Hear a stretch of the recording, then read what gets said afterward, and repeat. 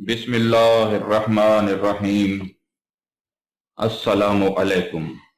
Doctor कमर अब्बास आज के मौजू नावल क्या है के साथ। नावल का लफ्ज अतालवी जबान से लिया गया जिसके मानी नया या अनोखा के हैं। ये अंग्रेजी के तवस्सुत से उर्दू में पहुंचा है। दास्तान के मिसाली और तखयलाती अंदाज को छोड़कर जब हकीकी दुनिया की कहानियां बयान की जाने लगीं तो नावल की सिन्फ वजूद में आई। तलिस्मी ख्याल आराइयों के बजाय जब हकीकत निगारी और इबारत आराई के बजाय बयान की सादगी का रिवाज हुआ तो नावल की सूरत बनी। अंग्रेजी जबान व अदब में नावल का आगाज 18वीं सदी में हो चुका था और इस सिन्फ ने वहां मकबूलियत हासिल कर ली थी। 19वीं सदी के निस्फ आखिर में उर्दू का माहौल भी बदल चुका था, इसलिए यहां पर भी दास्तान की जगह नावल ने ले ली। नावल की कोई एक तारीफ नहीं की जा सकती। बुनियादी तौर पर यह इंसानी जिंदगी को मौजू बनाता है। डॉक्टर सुहेल बुखारी के बकौल मगरबी दुनिया में नावल से वो तवील किस्सा मुराद होता है जो नस्र में लिखा जाए और एक ऐसी ख्याली दुनिया का नक्शा हमारे सामने पेश करे कि इस पर हकीकत का गुमान हो।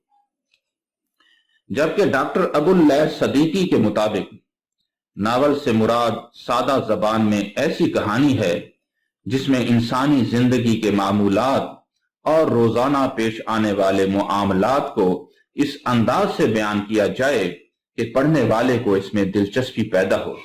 ये दिलचस्पी प्लाट, मंजर निगारी, किरदार निगारी और मुकालमा निगारी से पैदा की जाती है और यही नावल के बुनियादी अनासिर हैं। इनमें प्लाट और किरदार निगारी खास तौर पर अहम है। अगरचे नावल दास्तान की निस्बत मुख्तसर सिन्फ है, फिर भी इसमें इंसानी जिंदगी का फैलाव मौजूद है। इसमें किसी एक किरदार या मुख्तलिफ किरदारों की जिंदगी के रंग मौजूद होते हैं। मरकजी कहानी के साथ कई कहानियां जुड़ी होती हैं। नावल जिंदगी की वुसअतों को अपने अंदर समेटे होता है। अगर हम नावल की जामे तारीफ करें तो कह सकते हैं कि नावल एक ऐसी कहानी है जिसमें इंसानी जिंदगी के मुख्तलिफ पहलू मौजूद होते हैं और इसमें इंसानी जिंदगी की हकीकतों को तफसील के साथ बयान किया जाता है।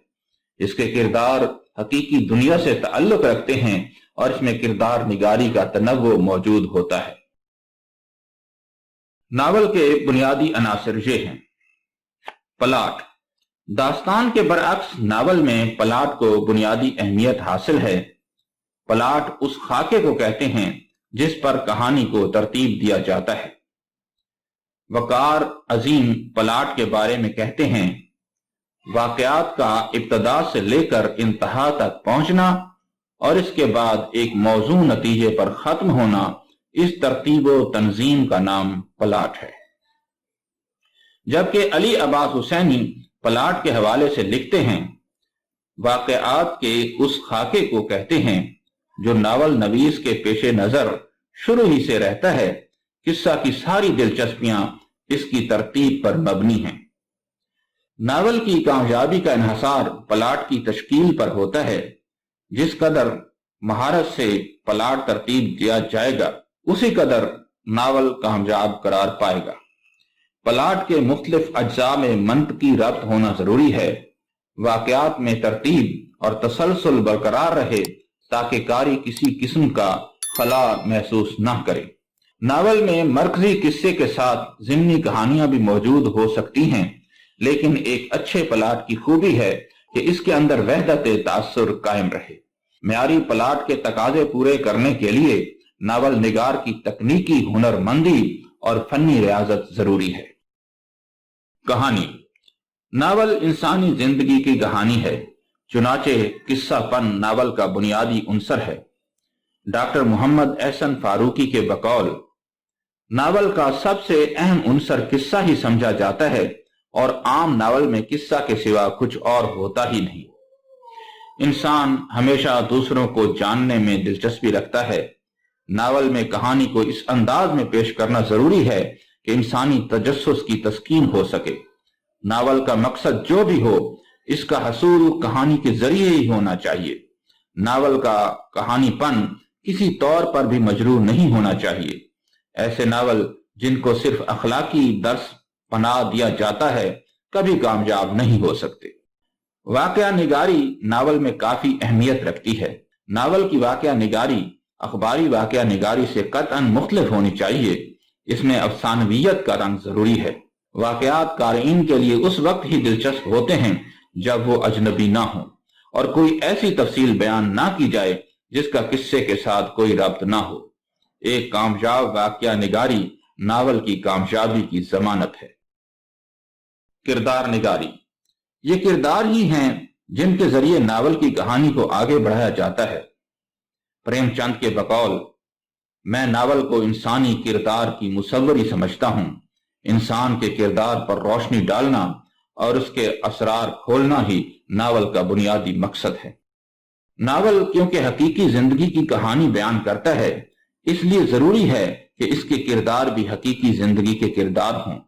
ऐसे जीते जागते किरदार जो हमें अपने इर्द गिर्द नजर आते हैं, जो हमारे लिए अजनबी नहीं हैं। मुसन्निफ के लिए जरूरी है कि वो जिन किरदारों को बयान कर रहा है उनका वो गहरा मुशाहिदा रखता हो। नावल क्योंकि तवील होता है, इसलिए इसमें किरदारों की कसरत की गुंजाइश होती है। किस्से के मरकजी किरदार नुमायां होते हैं, जबकि उनके गिर्द ज़िम्नी किरदार नजर आते हैं। हर किरदार को उसके खाने में चाबक दस्ती से फिट करना ही नावल निगार की महारत है। एक अच्छे नावल के किरदारों में इर्तका मौजूद होता है और हालात के मुताबिक उनमें तब्दीली वाक़ होती है। नावल निगार न सिर्फ किरदारों की जाहिरी जिंदगी को नुमायां करता है, बल्कि वो उनकी ज़हनी और नफ्सियाती कैफियत की भी मंजर कशी करता है। मंजर निगारी, नावल के किरदार जिस माहौल का हिस्सा होते हैं और जिस माहौल में उनकी कहानी तश्कील पा रही होती है, उसकी कामयाब मंजर कशी अहमियत रखती है। माहिराना मंजर कशी नावल में जान डाल देती है।